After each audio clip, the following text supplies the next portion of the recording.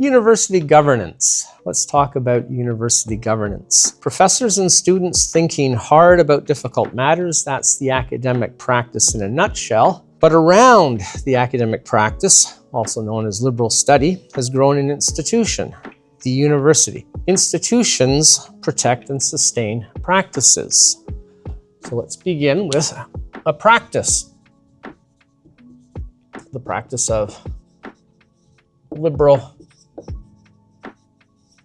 study. Two or more people talking seriously about some difficult matters. But if they want to do it regularly, if they want to meet in a particular place, then an institution will have to grow around it. What does an institution do? An institution has two main tasks: to sustain the practice, to be there when the practice is going on, and to protect the practice, to ensure that pressures don't enter into the practice, that the practice can continue. Now, if an institution arises, what's that institution going to deal with? It's going to deal with three things in the main: money, status, and power. Right? Money, status, and power are necessary in order to sustain and protect a practice, at least any practice of suitable complexity. So institutions protect and sustain practices. The second function to sustaining and protecting a practice is finances. The institution, in this case a university, has to have money if it's to continue. After that, there's formulating and enforcing rules. The institution is in charge of formulating the rules and making sure that the rules are followed, to set, promote, and enforce rules, but also to set and enforce, to encourage standards. That's standards within the practice. Now, because institutions deal in rules, policies, standards, central to any institution will be structures of governance. Central to any institution of reasonable complexity, let's say, will be structures of governance. Institutions mediate between, on the one hand, the practice and the practitioners, and on the other, the wider community in which the practice and the practitioners exist. Now, to talk specifically about universities, and this is a general account of the relation between the practice and the institution. The practice could be anything. The practice could be hockey. Hockey is a practice. Around that practice grows the institution, the league. And within the league, there are going to be structures of governance and rules and standards and the like. But speaking specifically about universities, almost every university in Canada, and almost every university in North America, indeed, and perhaps throughout the world, is governed by two distinct legislative bodies: the Board of Governors and the Academic Senate. The two main groups within the institution that protects and sustains and serves the academic practice: the Board of Governors and the Academic Senate. The Board of Governors deals with money, mainly, by and large, deals with money. It has a degree of the Academic Senate, on the other hand, deals with, what's in its name? Academic policies and standards.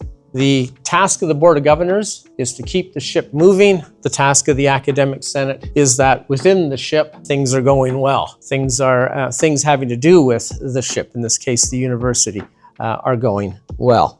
The Board of Governors has a degree of oversight on the Academic Senate, because the Academic Senate might be proposing things that require money.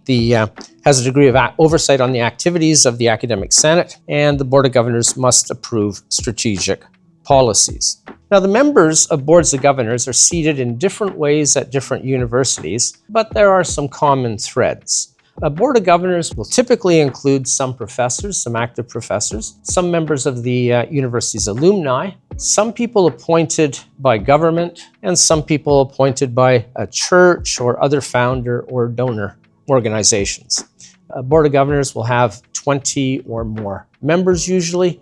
There are some that are very small, 5. There are some that are large, 40 or 50 members, but usually around 20. And Because the Board of Governors deals with money and policy with the outside world, the members of the board typically have some knowledge of finance and economics. The Academic Senate, on the other hand, will have professors on it and students on it. The professors are often elected by their colleagues, and the students are elected by the students or appointed by the Students' Association. But an Academic Senate often features ex officio members, that is, people seated because of their position in the university, and these would be academic administrators. The university's president, the vice president, and the deans are almost always members of Academic Senate.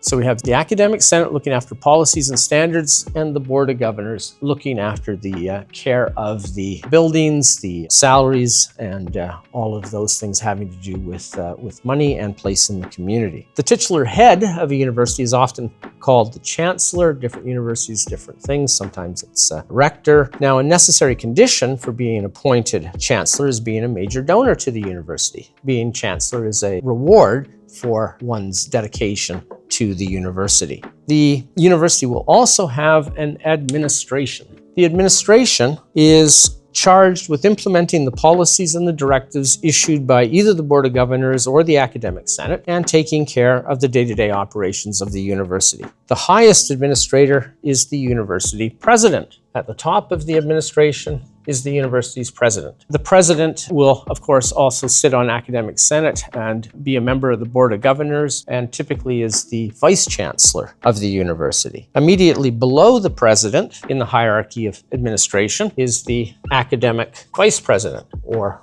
the provost. The president, the provost, and below the academic vice president in the hierarchy are the various deans. Universities typically divide themselves up into faculties, each having to do with some area of study. So science might be a faculty, humanities might be a faculty, arts might be a faculty. Here at St. Mary's, our social sciences and humanities are the faculty of arts, and each faculty is headed by a dean. The deans have offices. Within the offices are associate deans, but associate deans remain professors, members of the academic union. They're not considered management positions in the way that the deans are. Now, one thing that's important is that the president, the academic vice president, and the deans are typically, almost always, professors. Professors who have taken on administrative roles. And they are called in Canada, not so much in the States, they're called academic administrators. The academic here, it's not that they're administering the academics, but they are academics. They are academics acting as administrators. Some universities, and St. Mary's is one of them, also have small shadowy cabals. Here it's called the Executive Management Group, and these are small groups that will involve the president, perhaps the academic vice president, and some people in finance. And their task is to guide the Board of Governors or guide the Academic Senate. The governance structure of public universities in Canada is laid down in the Provincial Act that's creating the university. In Canada, most universities are public institutions. Most are created through provincial acts. Education falls under the provinces in Canada. It's not a federal responsibility. Now, Nova Scotia, New Brunswick, and Prince Edward Island have formed a body called the Maritime Provinces Higher Education Commission, and that oversees the universities in the three provinces. When a university in the Maritimes seeks to change a program or create a new one or do something different, it must receive permission from this commission. And of course, universities must follow provincial regulations and dictates. So this is our structure. We have the president, the academic vice president, the various deans and their offices, and then below them the departments, and then within the departments the professors and the students. And all of this is, theoretically at least, in service of the academic mission, making sure that research is being conducted, that what's needed for research to be conducted is present, that what's needed for teaching to go on is available to the teachers and to the students to run the thing so that the academic mission can be served. Universities also typically have a registrar. The registrar is usually an academic administrator, that is, a professor who has moved into the ranks of administrators for some set of time. That's changing. In the States, registrars now are rarely professors, or more often people with a background in human resources or business, and that's coming to Canada as well. But for the time being, our registrars are generally professors. So the senior academic administrators, then the president, the academic vice president or provost, the deans of the faculties, and the registrar. The senior academic administrators are all ex officio members of the Academic Senate. The Academic Senates often have many members who are not professors on active duty, that is, academic administrators, students, representatives from the Alumni Association. This has had the effect of turning academic senates into vehicles for administrative principles rather than academic ones. At St. Mary's, only half of the members of the Academic Senate are professors on active duty. Because of that, faculty unions have sought to take over some of the responsibilities of academic senates. Now, non-academic administrators are heads of units that look after buildings and grounds, sports and recreation, finance and payroll, enrollment, recruitment, student housing, tech and classroom support, the writing center, and all the rest. So the academic administrators are those professors who've taken senior roles in the university, but there are administrators involved in academic pursuits throughout the university, even though they're not professors. The most powerful, I think, of the non-academic administrative units on campus is human resources. So HR has conflict resolution people, an associate vice president of people and culture, talent acquisition people, diversity and inclusion advisors, diversity excellence offices, and has some degree of oversight and control in most of the functions of the university. I don't think that the expansion of human resources departments has been good for the academic functions of our universities. HR values and priorities are often at odds with academic values and priorities. In Canada, almost all professors are represented as university employees by their unions or faculty associations. I mentioned briefly that a goal of unions in Canadian universities, and this is a goal that the unions themselves have expressed publicly, is to take for themselves more and more of the prerogatives and responsibilities of the academic senates. They try to do this by writing provisions about academic matters into collective agreements. When academic senates are perceived as vehicles of administrative values, then outside force like the union will attempt to collect some of the powers and privileges of the Senate for itself and codify them in the collective agreements. Okay, let's bring all this into focus. Beside the Board of Governors and the Academic Senate, the two main legislative groups in the university, power at a university is had by the president, the executive management group, the deans and senior academic administrators, the senior non-academic administrators who look after finances and things like that, the union that represents the regular faculty members, the union that represents other members of the faculty, human resources, and student services. So power is widely diffused within the university as an institution, and widely diffused, but still there are some bodies that are much more powerful in the university than others. What are some of the problems that come with the university as an institution, that come with a university and its administration?